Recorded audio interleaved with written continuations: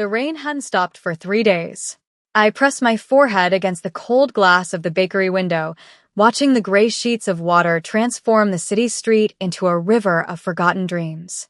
My reflection stared back at me, dark, hollow eyes, a flour-dusted apron, and long black hair escaping from a fraying braid. I was 18 years old, but I felt like I had lived 30. The smell of burnt sugar hung in the air, mixing with the yeast and desperation that seemed to permeate every corner of the bakery. My hands ached from kneading dough since 4 in the morning, the cuts on my rich, dark skin stinging with each movement. Mrs. Higgins had been in a mood today, throwing pans and cursing when the bread came out too dense. Amara, her shrill voice cut through my thoughts. Table 7 needs service. Move.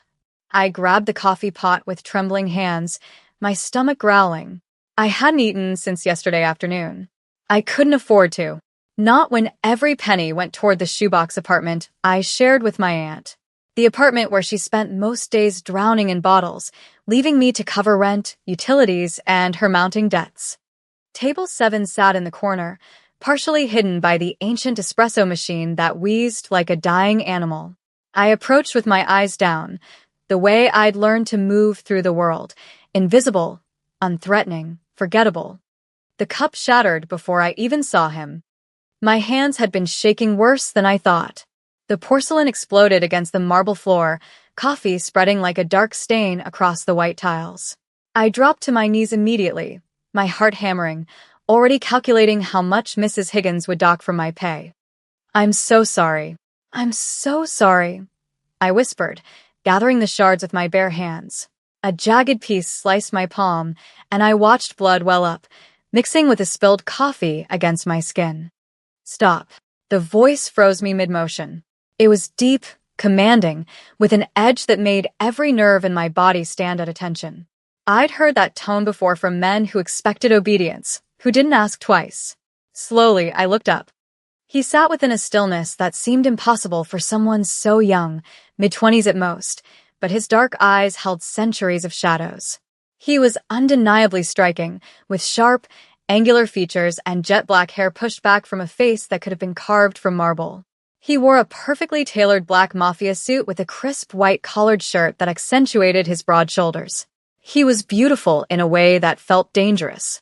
But it was his eyes that trapped me. They weren't looking at my face. They were fixed on my bleeding hand with an intensity that made my breath catch.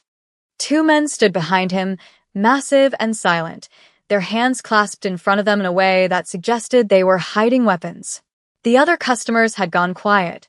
Even Mrs. Higgins had stopped her constant muttering. "You're hurt," he said. It sounded like an accusation. "It's nothing, sir. I'll clean this up and bring you." "Look at me." I did. I couldn't help it. His gaze pulled at something deep inside me, something I didn't understand. His jaw was clenched, a muscle ticking in his cheek. He was angry, but not at the mess. The emotion rolling off him felt too big, too complex for a simple accident. "Jean," he said, not breaking eye contact with me. "First aid kit. Now." One of the men behind him moved immediately, disappearing through the bakery's front door into the rain. The other remained, a wall of muscle and threat. "Sir, really, I'm fine. What's your name?" My throat felt tight. Something about him demanded truth, made lying impossible. Amara. Amara Vance. He repeated it slowly, like he was tasting each syllable. Amara. Then his eyes finally released mine, traveling over my flour-covered apron, my worn sneakers, and the bruise on my wrist from where I'd bumped the industrial mixer. His expression darkened with each detail. "How old are you?" 18. The word came out as barely a whisper. Something flickered across his face, satisfaction mixed with something that looked almost like pain. He leaned back, and I noticed his hands were gripping the armrests of his chair hard enough that his knuckles had gone white. The man, Jean, returned with a leather case that looked far too expensive to be a simple first aid kit. But it wasn't Jean who opened it. The man in the suit stood, unfolding to his full height, and suddenly the bakery felt too small. He was tall, broad-shouldered, radiating a presence that made me want to simultaneously run toward him and away from him. He stepped over the broken cup like it didn't exist and reached for my hand. Let me help you, it wasn't a request. His fingers wrapped around my wrist, gentle but absolutely firm, and the touch sent electricity racing up my arm. His hands were warm, slightly rough, and completely steady as he turned my palm up to examine the cut against my dark skin. I'd never been this close to someone like him. He smelled like expensive cologne, sandalwood, and something darker, more mysterious, like smoke and secrets. This needs stitches. His voice had gone cold. I can't afford. Ho-suk, he snapped his fingers, and the second man stepped forward. Call Dr. Park. Tell him to come to the estate immediately. The estate? My voice cracked. No, sir. I have to work. Mrs. Higgins will.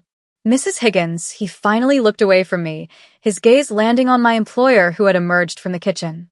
The temperature in the room seemed to drop 10 degrees. This girl is injured on your premises. Explain to me why she was working with equipment while clearly exhausted. Mrs. Higgins's face went pale.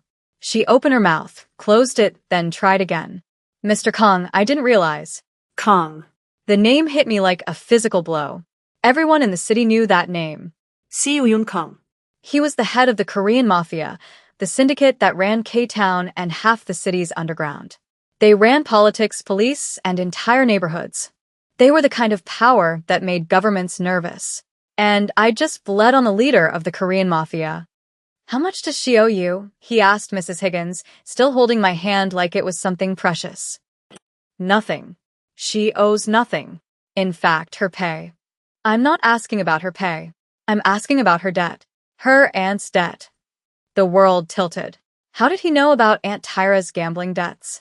About the loan sharks who showed up monthly taking whatever we had? Mrs. Higgins's eyes darted to me, then back to him. I don't know what you... Gene, he didn't raise his voice, but the man behind him pulled out a phone and began typing with disturbing efficiency. Find out exactly what the Vance family owes and to whom.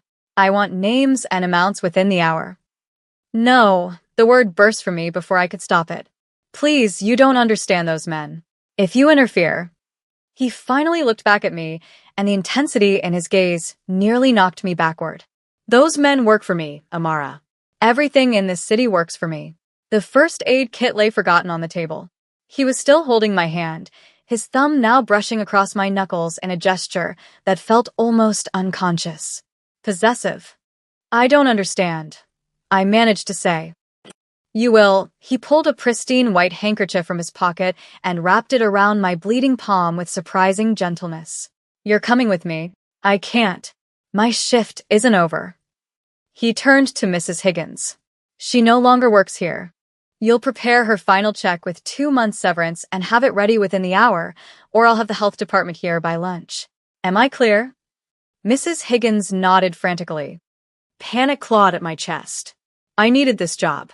I needed the money, the routine, the invisibility it provided. Please, Mr. Kong, I need to work. If you're trying to help, I appreciate it, but... I'm not trying to help. His hand slid from my wrist to my elbow, steadying me as I tried to stand. I'm telling you what's going to happen. You're going to come with me to get that hand properly treated. Then, we're going to discuss the terms of your employment with me. Employment? Did you think I would let you go back to this? He gestured around the dingy bakery with something close to disgust. Working yourself to exhaustion for pennies, bleeding and apologizing for existing. The other customers were staring now, whispering behind their hands. One of them had a phone out, probably already spreading the news that the Korean Mafia boss had walked into the bakery and left with the girl. I don't even know you, I whispered. Something like pain flashed across his face again, so quick I almost missed it. No, he said softly. You don't. But I know you, Amara. I've always known you. Before I could process that bizarre statement, he was guiding me toward the door, his hand still on my elbow. The 2 men fell into formation around us, one ahead, one behind. Protection or prison?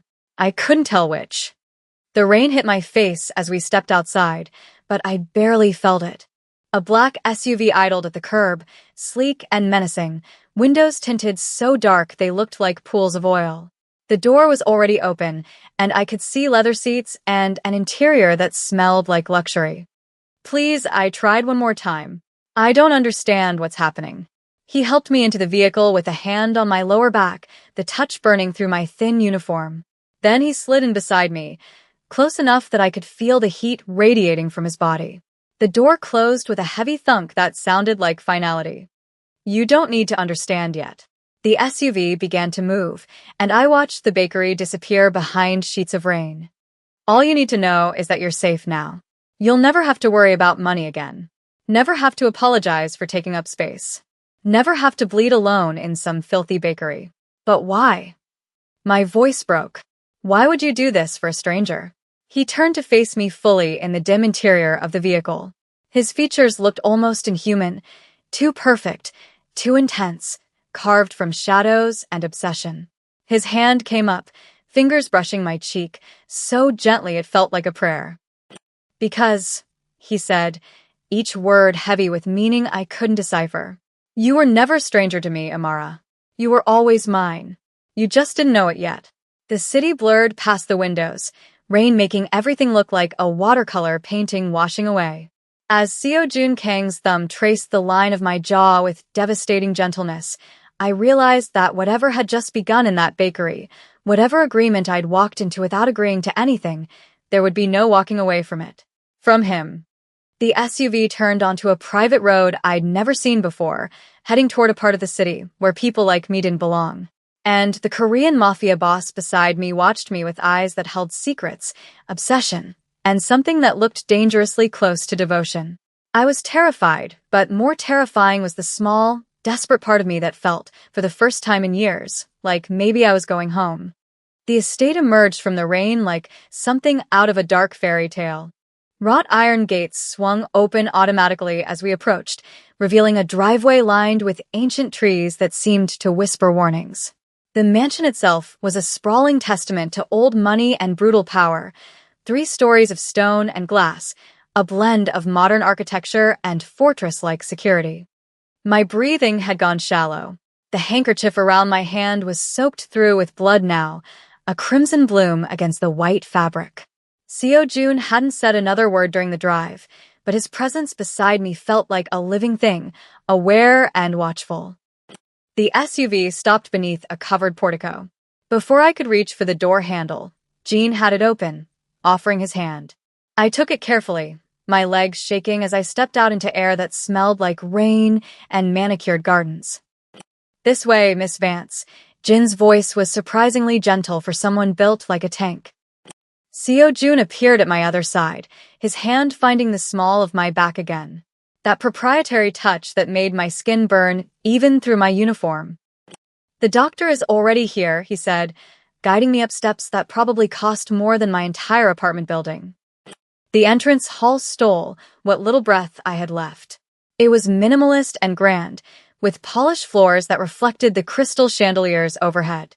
Everything gleamed, the floors, the mirrors, the small fortune and artwork lining the walls. This wasn't just wealth. This was a dynasty. Seo Jun, a woman's voice echoed from above, sharp with concern. I looked up to see an elegant figure descending the stairs. Her silver-streaked hair was swept into a perfect chignon, and she wore a silk dress that probably required a staff to maintain. Despite her age, she moved with a grace that spoke of discipline and authority. Mother, Seo Jun's tone shifted, becoming almost careful. This isn't a good time. So I've heard. Her dark eyes, so like her son's, landed on me. I watched her expression cycle through surprise, calculation, and something that looked almost like recognition. You brought a girl home. The girl, if the rumors from town are to be believed. Dr. Park is waiting in the study, Seo Jun said, his hand pressing more firmly against my back, not moving me forward, but holding me close, shielding me.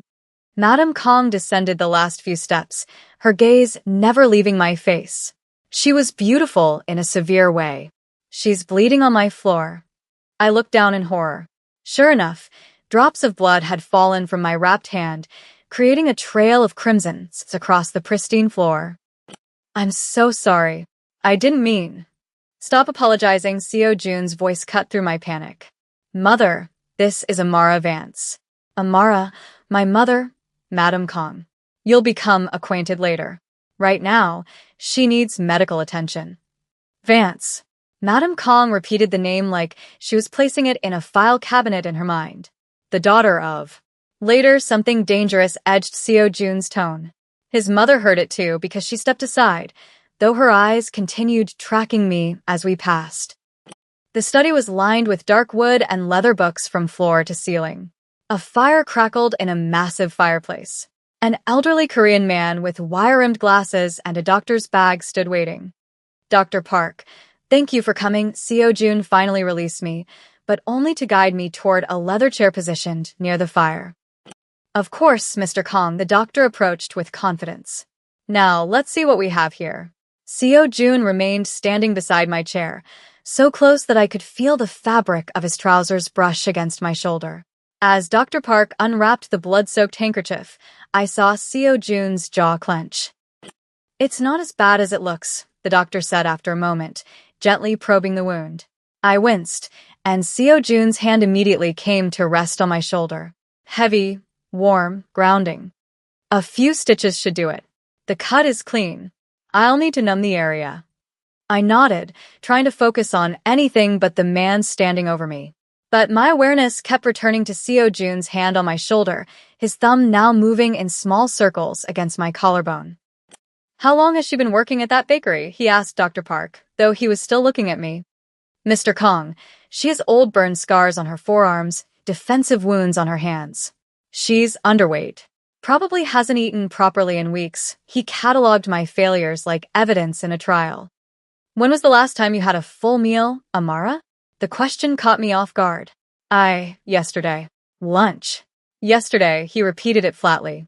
It's nearly 6 p.m. You've worked since 4 a.m. on an empty stomach. Jean, Seo Jun said without turning. Have the kitchen prepare a full meal, traditional Korean porridge, something warm, nutritious, and bring it to the East Wing guest suite. The East Wing. Dr. Park's hands paused for just a moment.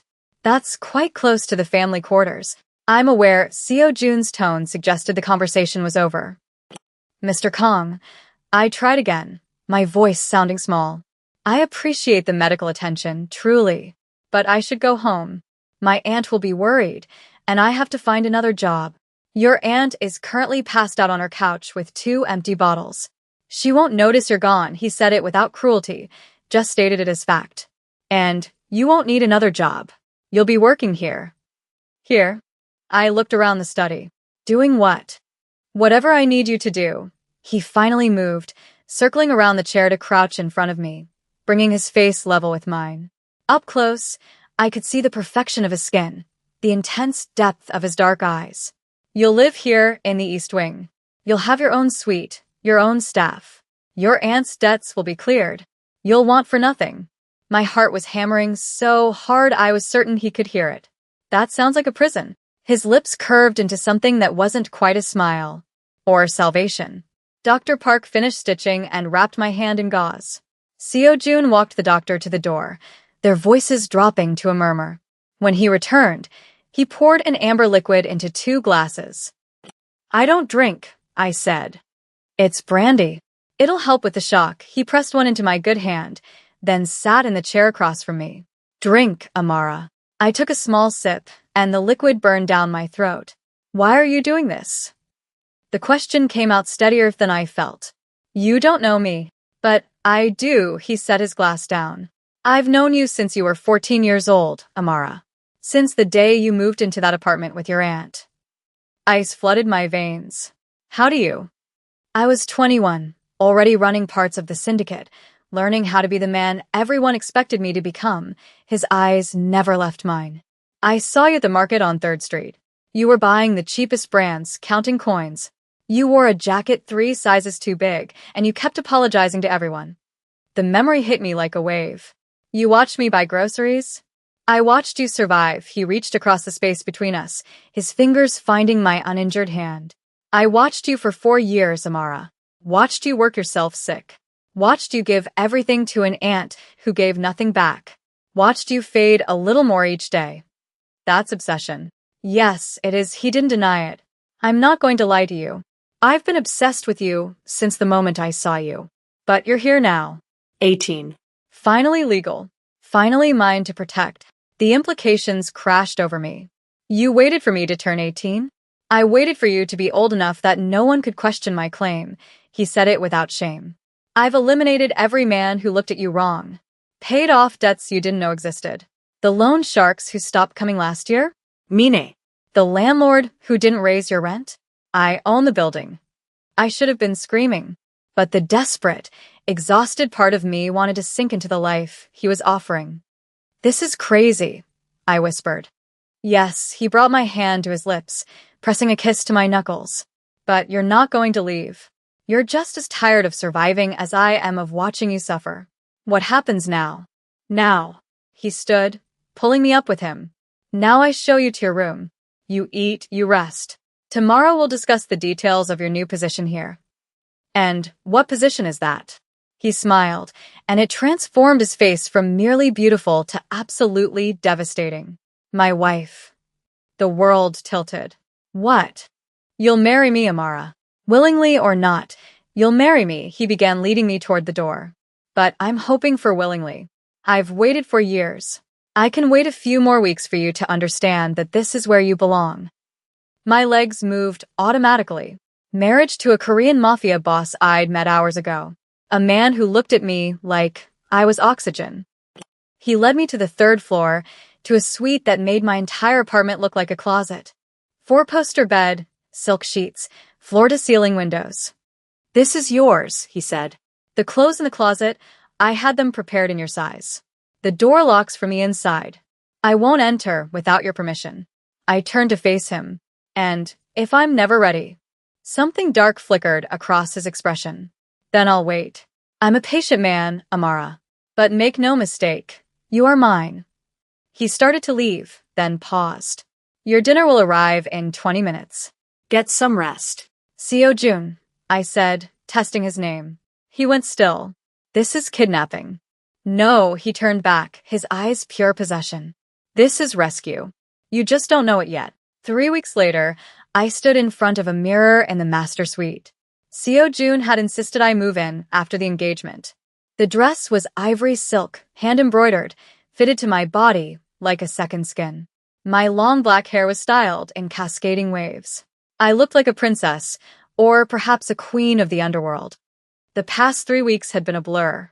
We had visited my aunt, a confrontation that ended with Seo Jun paying her off and severing my ties to the toxicity that had bound me. I had signed a marriage contract that gave me millions if we divorced, though Seo Jun had made it clear divorce wasn't an option. You look beautiful, the head seamstress said. I changed back into casual clothes and went downstairs. Seo Jun was in his study, wearing his signature black Mafia suit and white shirt. When he saw me, he hung up the phone. Everything all right with the dress? He asked. Perfect. He walked around the desk and pulled a velvet box from a drawer. Inside lay a necklace of diamonds and sapphires. It was my grandmother's. She wore it on her wedding day. He fastened it around my neck. The weight of it felt like a collar, beautiful, binding. Amara, he said, his hands resting on my shoulders. I know this is fast, but I promise to spend every day trying to make you happy. And if you fail, then I'll try harder. That night, dinner was tense. Madame Kong picked at her food. Seo Jun was distracted. There's been a complication, he said finally. The Rossi syndicate is making noise about territory. I need to handle something tonight. What kind of complication? Madame Kong asked. Nothing I can't handle, he looked at me. I'll be back by morning. He left with a convoy of SUVs. I watched from the window, the necklace still cold against my throat. I went to sleep afraid, not of him, but for him. A crash woke me at 3 a.m. I ran to the landing. In the entrance hall, Seo Jun stood in the center, his white shirt soaked with blood. Jean and Ho Suk were flanking him. On the pristine marble floor lay a man, unconscious and beaten. Sam. I ran down the stairs. Are you hurt? Not mine, he said, his voice flat. He looked at the man on the floor, then back at me. His eyes were empty, the eyes of the Mafia boss everyone feared. The Rossis sent him to spy, he said quietly. He was taking photos of the house. Of your window. Ice flooded my veins. He won't be taking any more photos. Seo Jun's arm came around me, pulling me against his bloody shirt. I'm a monster, Amara. I do terrible things to protect what's mine. This is who I really am. I looked up at him. I know who you are. I've always known. And I realized it was true. Somewhere between the bakery and now, between the obsession and the devotion, I'd stopped seeing the cage and started seeing the man. Go upstairs, he said. I'll come to you when I'm done. When he came to the bedroom an hour later, he was showered, his hair damp. He pulled me against his chest. I would burn this city down before I let anyone hurt you, he whispered. Does that terrify you? Yes, I admitted. But it also makes me feel safer than I've ever felt. Say you'll marry me, he said. Not because of the contract. Because you want this. I looked at him. Really looked. I'll marry you. Because I want to. The wedding was 2 days later. 300 guests filled the gardens. I walked down the aisle alone, my choice. Seo Jun waited at the altar, looking devastating in his tuxedo. When I reached him, he whispered, "You're the most beautiful thing I've ever seen." We exchanged vows. The priest said, "You may kiss the bride." Seo Jun kissed me like I was air, and he was drowning. Mine, he breathed. Finally, completely mine. Yours, I agreed. Always yours. 6 months later, I sat in my library, the winter sun streaming through the windows. I was Amara Kong now, wife to a Korean mafia boss, queen of a criminal empire. The door opened and Seo Jun entered, wearing his black suit. He crossed the room to kiss me. Hello, wife. Hello, husband. He sat beside me. Are you happy? You ask me that every week, and I'll keep asking. I cupped his face. I'm happy. I'm loved. I'm home. He rested his forehead against mine. I don't deserve you.